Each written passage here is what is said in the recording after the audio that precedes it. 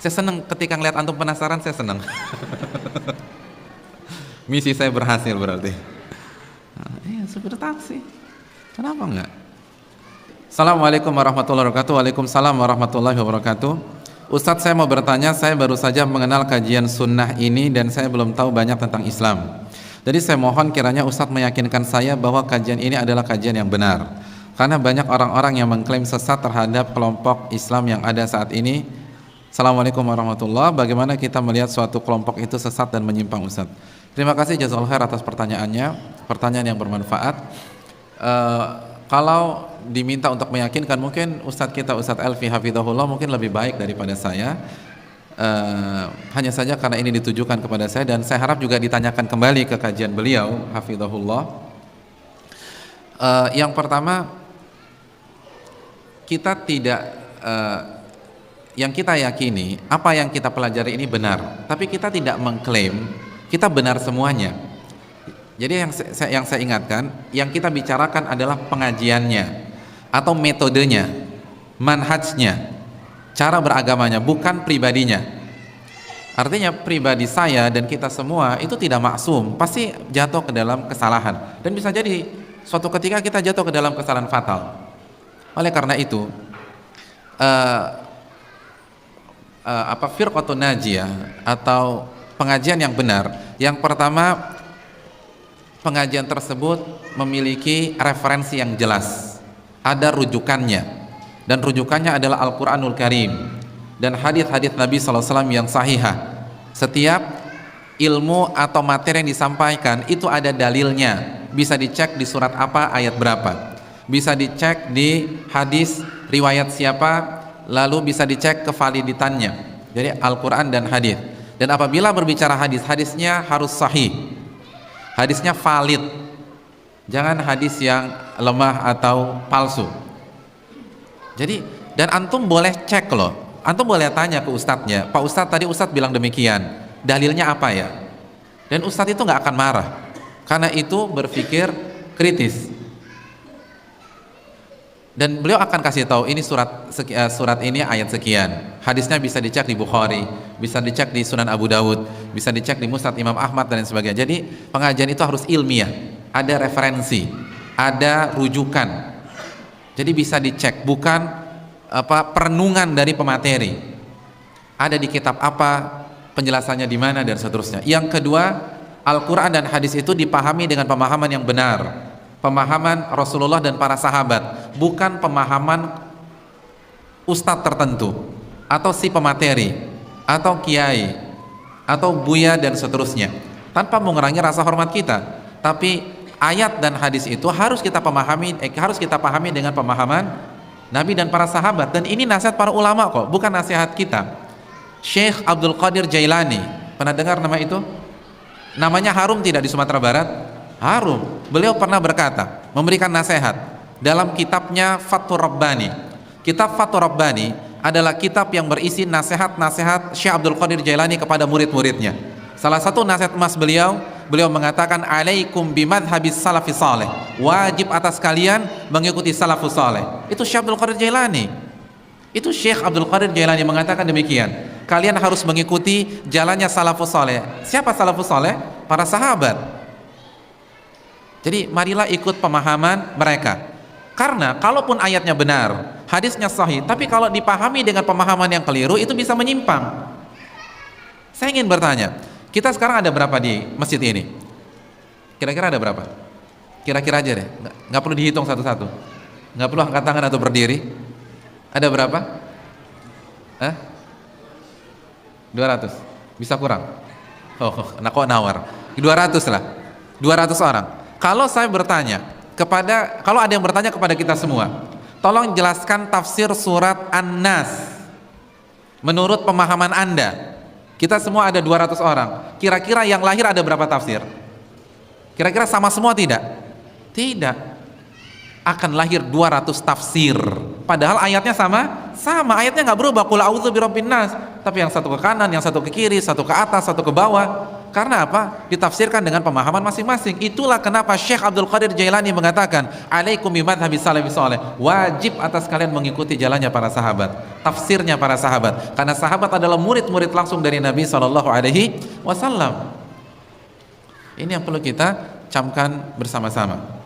Itu yang kedua. Jadi pemahamannya bisa dipertanggungjawabkan dan bisa dicek buku-buku referensinya. Jadi bisa ditanya, Ustadz tadi itu pemahaman siapa, bisa dicek di mana, nggak ada masalah. Itu yang kedua. Yang ketiga, pengajian yang benar tidak mengajarkan fanatik kepada pribadi tertentu, kelompok tertentu, karena kita mengarahkan umat kepada Allah dan Rasulnya, bukan kepada diri kita. Contoh misalnya, jika saya mengajar antum selama 2 tahun, setelah 2 tahun antum fanatik berat dengan saya, maka saya gagal jadi ustadz. Gagal, bukan berhasil, gagal.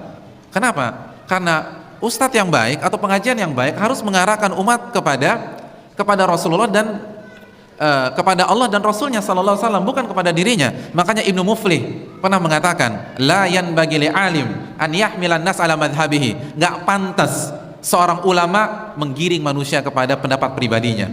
Karena yang harus kita lakukan adalah arahkan umat kepada Allah dan Rasulnya, bukan kepada kita. Maka tidak ada fanatisme. Oleh karena itu, pengajian yang benar, jika suatu ketika ada kekeliruan, maka mereka dengan senang hati mengakui kekeliruannya dan meninggalkan kekeliruannya tersebut. Nggak ngotot, nggak maksa, nggak nyerang balik.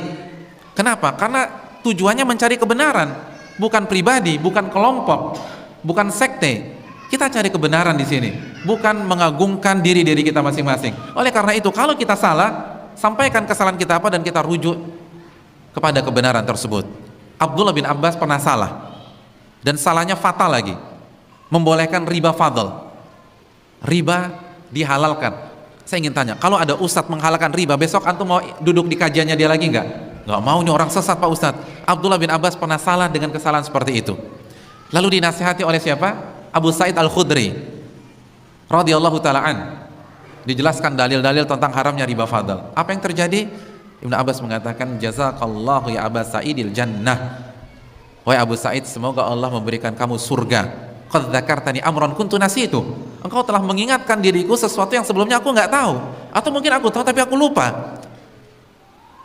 Abdul bin Abbas, padahal yang mengkoreksi orang yang di bawah beliau dari sisi ilmu tafsir misalnya, nggak maksa, nggak ngotot, nggak marah-marah, karena yang dicari adalah kebenaran. Begitu juga pengajian yang baik, yang benar, itu ketika yang namanya juga manusia. Kalau Ibnu Abbas bisa salah, nggak mungkin ustadz benar semua. Kullu bani Adam khata', setiap anak Adam pasti melakukan kesalahan. Imam Abu Hanifah beberapa kali salah, bahkan banyak salah. Ibnu Hazm banyak melakukan kesalahan. Bahkan dalam masalah asma wa sifat, keyakinan Ibnu Hazm itu lebih mirip Mu'tazilah daripada Ahlussunnah. Jadi kalau ulama-ulama seperti bisa salah, nggak mungkin ustadz-ustadz kita atau guru-guru kita tidak akan salah. Pasti akan salah. Justru, dan itu wajar. Dan itu bukan berarti kita rendahkan beliau, karena itu adalah sebuah kewajaran dan kepastian. Justru yang aneh kalau kita punya ustadz 15 tahun nggak pernah salah, itu justru aneh. Itu ragukan kemanusiaannya. Manusia apa enggak? Karena kalau masih manusia pasti salah. Dan itu wajar, biasa, orang salah itu biasa. Dan kita nggak akan ngotot. Kalau memang bisa dibuktikan kita salah, kita akan rujuk dari kesalahan. Jadi enak gitu, nggak ada beban. Pengajian yang benar tuh nggak ada beban. Kalau salah, masya Allah saya salah, jazakumullah khair atas masukannya, kita akan rujuk.